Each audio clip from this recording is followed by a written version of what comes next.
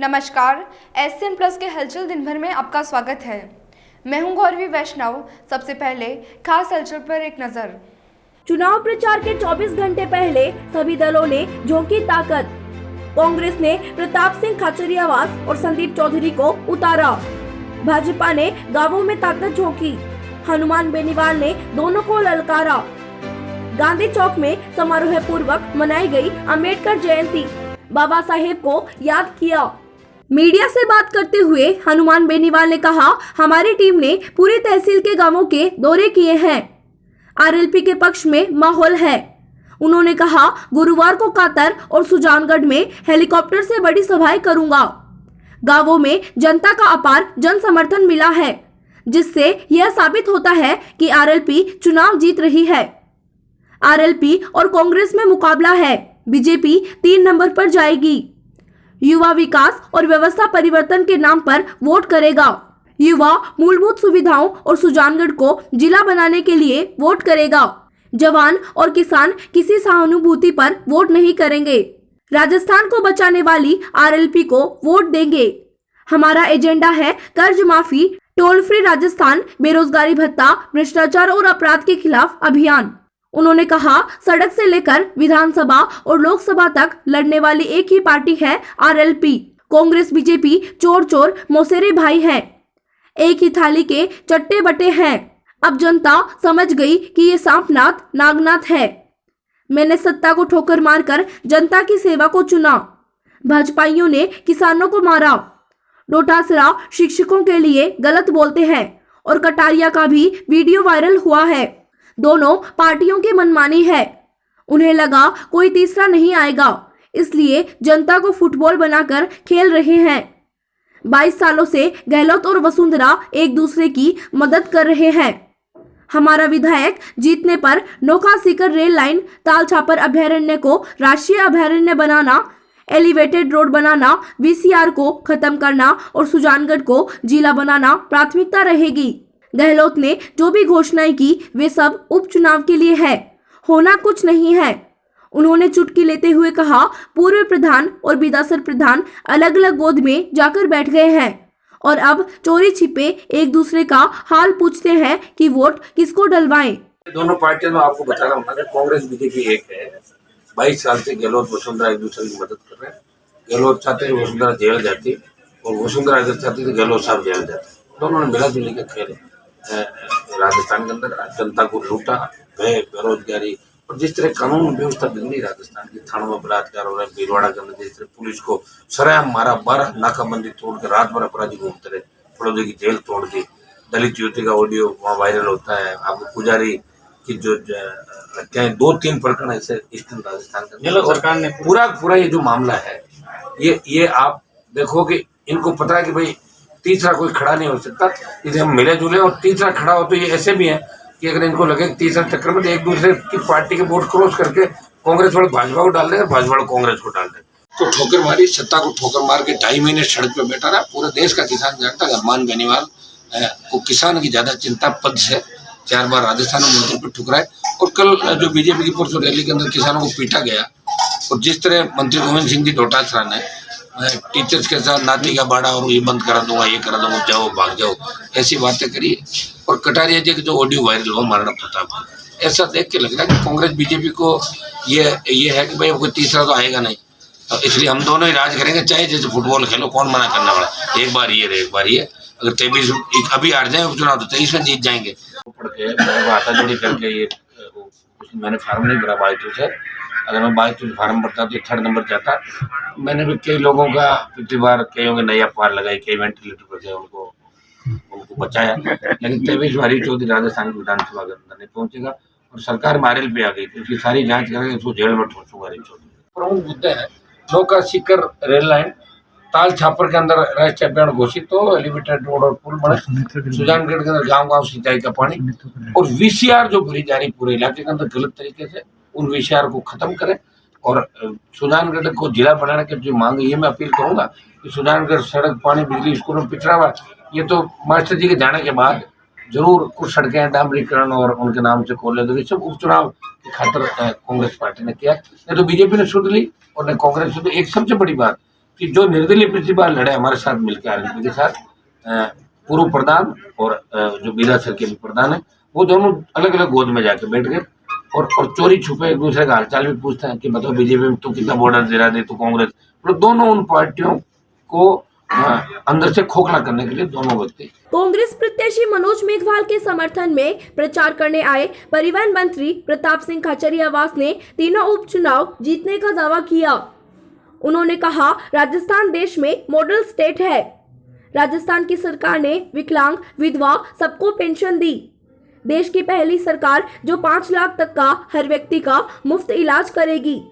हमारी सरकार फ्री दवा योजना लेकर आती है, फ्री जांच योजना लेकर आती है, युवाओं के लिए बेरोजगारी भत्ते की योजना लेकर आती है। कोरोना प्रबंधन में राजस्थान नंबर 1 पर रहा। मोदी जी ने कहा, गहलोत सरकार का मैनेजमेंट बहुत जबरदस्त है, राजस्थान से सीखना चाहिए। राजस्थान कोरोना की जांच फ्री करवाने वाला पहला स्टेट बना।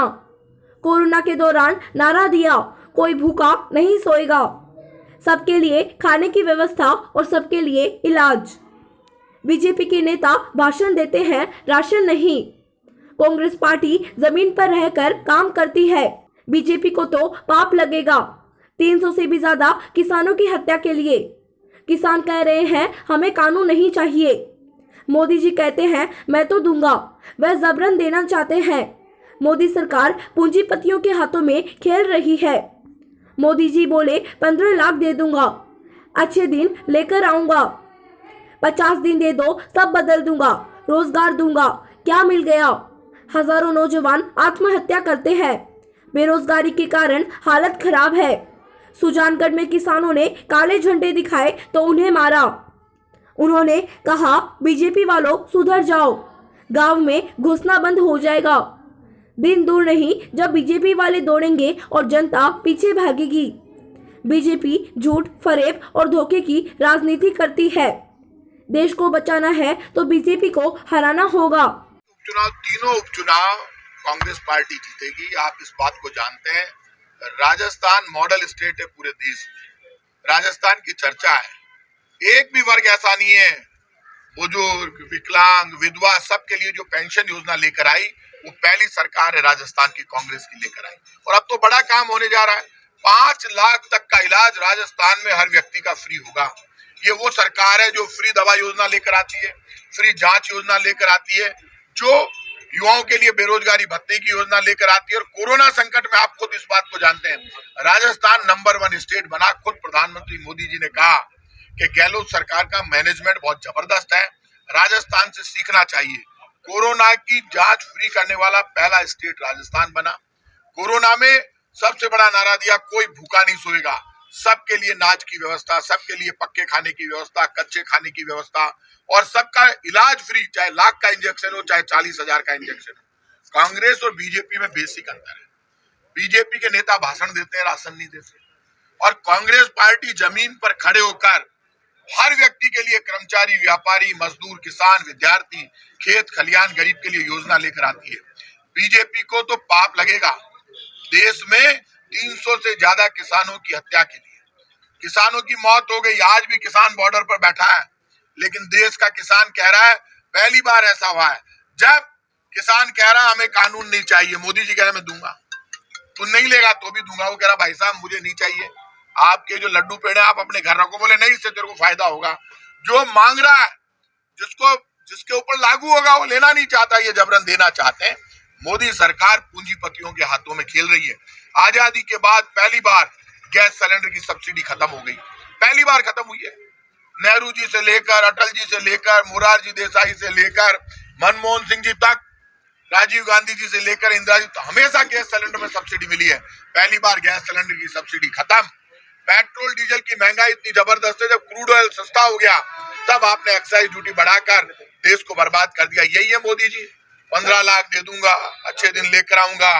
भाइयों बहनों, 50 दिन दे दो, नोटबंदी के बाद देश के हर नौजवान को नौकरी मिलेगी, देश की दिशा बदल जाएगी। बदल गई दिशा, बेरोजगारी हो गई, हजारों नौजवान आत्महत्या करते हैं बेरोजगारी के चक्कर में।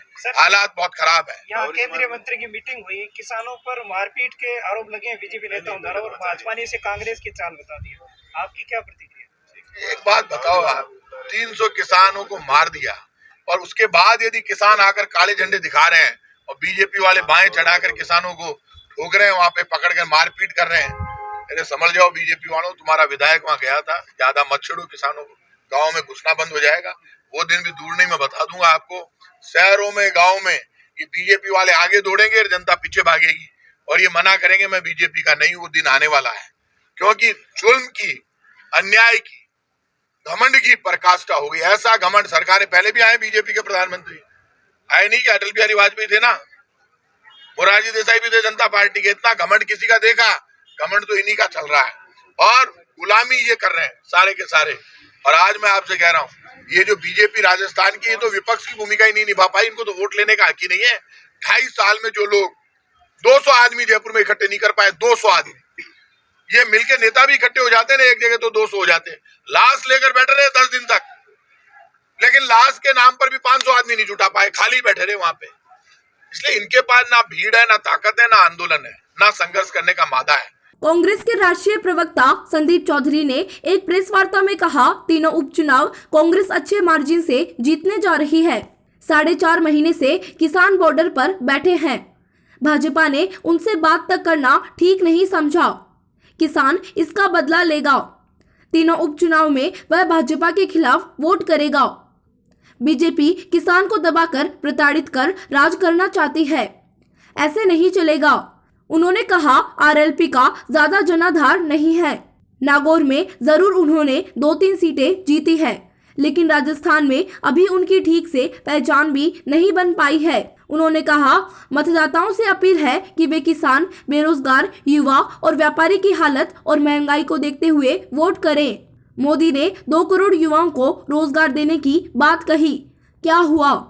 सिलेंडर के दाम 3 गुना बढ़ गए। महंगाई चरम पर है। प्रधानमंत्री का इन सब चीजों की तरफ ध्यान नहीं है।